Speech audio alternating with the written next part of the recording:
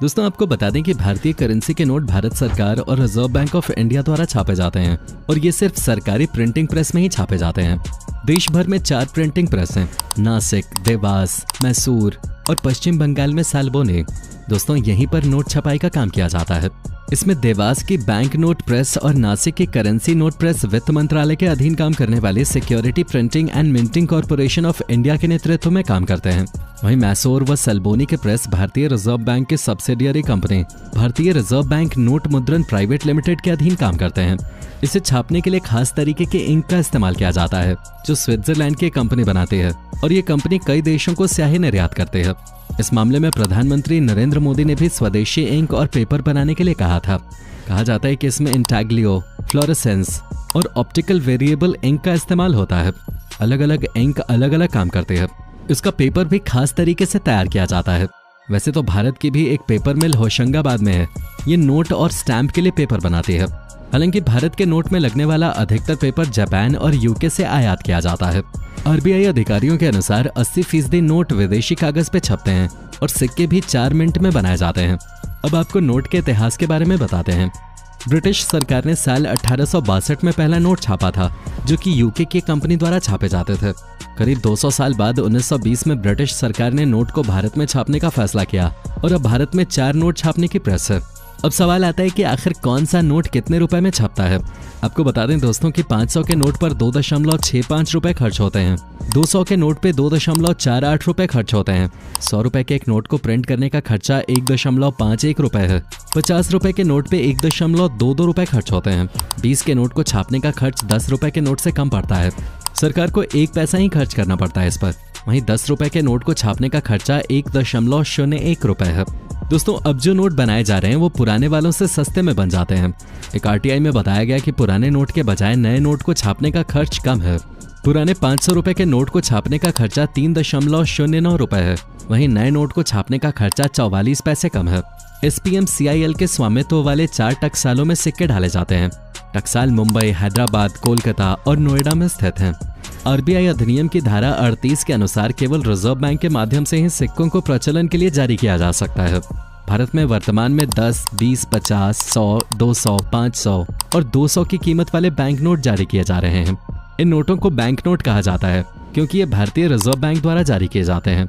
2 और 5 रुपए के मूल्य वर्ग के नोटों की छपाई बंद कर दी गई है और इन मूल्य वर्गों को गढ़ा गया है क्योंकि इन बैंक नोटों की छपाई और सर्विसिंग की लागत उनके जीवन के अनुरूप नहीं थे। हालांकि पहले जारी किए गए ऐसे बैंक नोट अभी भी प्रचलन में पाए जा सकते हैं और ये बैंक नोट वैध मुद्रा बने हुए हैं। 1 रुपए के नोट भारत सरकार द्वारा समय समय पर जारी किए जाते हैं और ऐसे नोट जिनमें पूर्व में जारी किए गए नोट भी शामिल हैं लेन देन के लिए वैध मुद्रा बने हुए हैं। विदेश से औरंगाबाद आए हुए पेपर को कैसे छापा जाता है। सबसे पहले पेपर को मशीन में डाला जाता है। मशीन से निकले नोटों की शीट पर अच्छे और खराब नोटों को अलग अलग कर दिया जाता है। इसके बाद सही नोटों पर नंबर डाला जाता है। नंबर डालने के बाद एक नोट चेक किया जाता है। खराब नोटों का क्या करते हैं? जब नोट खराब हो जाते हैं तो उन्हें बैंक में जमा कर दिया जाता है। बैंक इन नोटों को मुख्य कार्यालय में भिजवा देते हैं। वहां उनकी जांच होती है और उनकी जगह नए नोटों को छाप दिया जाता है। क्या आपने कभी सोचा है पैसे हम तक कैसे पहुंचते हैं? इंडियन रिजर्व बैंक के देश में 18 ऑफिस हैं। अहमदाबाद, बेंगलुरु, भोपाल, बेलापुर, मुंबई, कोलकाता इत्यादि।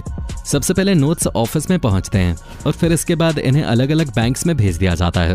एक फैक्ट ये भी है कि किस देश में कितने नोट छपने हैं ये उस देश की सरकार, सेंट्रल बैंक, GDP और विकास दर के हिसाब से तय किया जाता है। हमारे देश में रिजर्व बैंक तय करती है कि कब और कितने नोट छापने हैं। एक बार में कितने नोट छापे जाएंगे ये भी आरबीआई के द्वारा तय किया जाता है। नोटों की छपाई मिनिमम रिजर्व सिस्टम के आधार पर तय की जाती है। ये प्रणाली भारत में 1957 से लागू है। इसके अनुसार आरबीआई को ये अधिकार है कि वो आरबीआई फंड में कम से कम 200 करोड़ रुपए मूल्य की संपत्ति अपने पास हर समय रखे। इतनी संपत्ति रखने के बाद आरबीआई सरकार की सहमति से जरूरत के हिसाब से नोट छाप सकते हैं। अब आपको बताते हैं कि ये कैसे और कौन तय करता है कि अब नए नोट छाप लेने चाहिए। चलिए अब हम इसके नियम भी जान लेते हैं।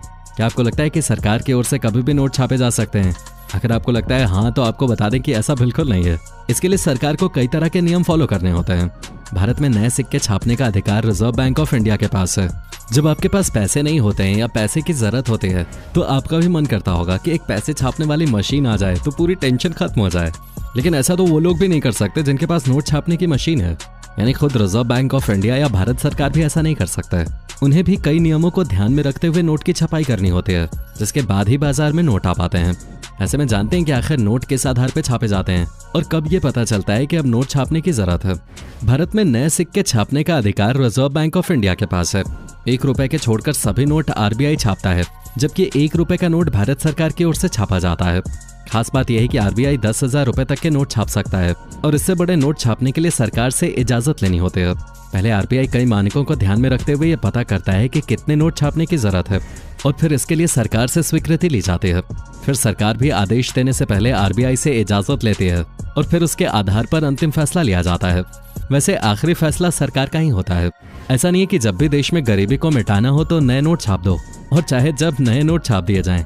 भले ही सरकार के पास नोट छापने का अधिकार होता है, लेकिन ऐसा नहीं है कि चाहे जब कितने भी नोट छाप दिए जाएं। ऐसा करने से अर्थव्यवस्था बिगड़ जाएगी। इससे वहां की करेंसी की कीमत काफी ज्यादा कम हो जाती है और महंगाई की दर भी काफी बढ़ जाती है। भारतीय रिजर्व बैंक की स्थापना 1 अप्रैल 1935 को हुई थी। मतलब आजादी से पहले देश में रिजर्व बैंक की नींव पड़ चुके थे। अपनी स्थापना के 3 साल बाद 1938 की जनवरी में आरबीआई ने पहली बार 5 रुपए का करेंसी नोट जारी किया था। इस नोट पर किंग जॉर्ज 6 की तस्वीर प्रिंट हुए थे। इसके बाद 10 रुपए के नोट, मार्च में 100 रुपए के नोट और जून में 1000 रुपए और 10 रुपए के करेंसी नोट जारी किए गए थे। देवास में नोट की स्याही है, जहां पर 10, 50, 500 के नोट छापे जाते हैं। मैसूर में 2000 के नोट छपते हैं। आपको बता दें कि देवास में 1 साल में 265 करोड़ रुपए के नोट छापे जाते हैं। पैसे से पैसा कैसे बनाया जा सकता है? शायद आप ये भी सोच रहे होंगे कि जब सरकार के पास पैसे छापने की मशीन है तो वो कर्ज में क्यों डूबी हुई है। क्या आपने कभी सोचा है कि जब सरकार देश में ही करेंसी छापती है तो फिर सरकार कर्ज क्यों लेती है? सरकार ज्यादा करेंसी छापकर ही विकास कार्य क्यों नहीं कर लेती? आइए हम आपको इसका जवाब बताते हैं। सरकार एक तय सीमा से ज्यादा करेंसी इसलिए नहीं छापते क्योंकि इससे देश में महंगाई बढ़ सकती है। अगर ज्यादा नोट छपेंगे तो इससे लोगों के पास ज्यादा पैसा आ जाएगा। जब ज्यादा पैसा आएगा तो उनकी जरूरतें भी बढ़ेंगी, इससे महंगाई बढ़ेगी। साथ ही हम जिन चीजों का उपभोग करते हैं या सेवाएं लेते हैं वो उतनी ही होंगी, लेकिन बाजार में करेंसी बढ़ जाने से उनकी कीमत में इजाफा हो जाएगा। मतलब कोई देश जितनी ज्यादा करेंसी छापेगा वहां उतनी ही महंगाई बढ़ जाएगी। इस बात को एक उदाहरण से समझ सकते हैं। मान लीजिए सरकार ने खूब सारे पैसे छाप दिए और देश के हर नागरिक के पास लाखों रुपए की संपत्ति हो गई। लेकिन अब अगर आप बाजार से कोई चीज लेने जाएंगे जिसकी कीमत पहले 50 रुपए थे, अब दुकानदार उस चीज को 50 रुपए में क्यों बेचेगा? क्योंकि 50 रुपए की अब उतनी कीमत नहीं रही है जितनी पहले थे। साथ ही जब किसी चीज का उत्पादन होगा तो वहां भी उसकी लागत बढ़ जाएगी। तो जब तक प्रोडक्ट मार्केट में आएगा उसकी कीमत भी बहुत ज्यादा बढ़ चुकी होगी। मतलब अगर ज्यादा करेंसी छापी जाएगी तो फिर छोटी छोटी चीजों के दाम जो आज 5-10 रुपए हैं वो ज्यादा करेंसी छपने की स्थिति में सैकड़ों हजारों में पहुंच जाएगी। यही से ऐसे भी समझ सकते हैं कि मान लीजिए अगर किसी देश में सिर्फ 5 लोग रहते हैं और उनके पास 100 रुपए की करेंसी है, उस देश में 50 किलो चावल पैदा होता है, तो फिर इस तरह से उन 50 किलो चावल की कीमत 1000 × 5 मतलब 500 रुपए होगी। अब अगर सरकार ज्यादा करेंसी छाप देती है तो इन लोगों के पास ज्यादा पैसे आ जाएंगे, लेकिन चावल तो 50 ही किलो है। ऐसे में ज्यादा करेंसी छपने की स्थिति में इन चावलों की कीमत बढ़ जाएगी। ज्यादा संख्या में करेंसी की छपाई से उस देश की करेंसी डिवैल्यू हो जाएगी। तो दोस्तों आपको पता चल गया होगा कि आखिर नोट कैसे छापे जाते हैं और आखिर हम क्यों ज्यादा नोट नहीं छाप सकते।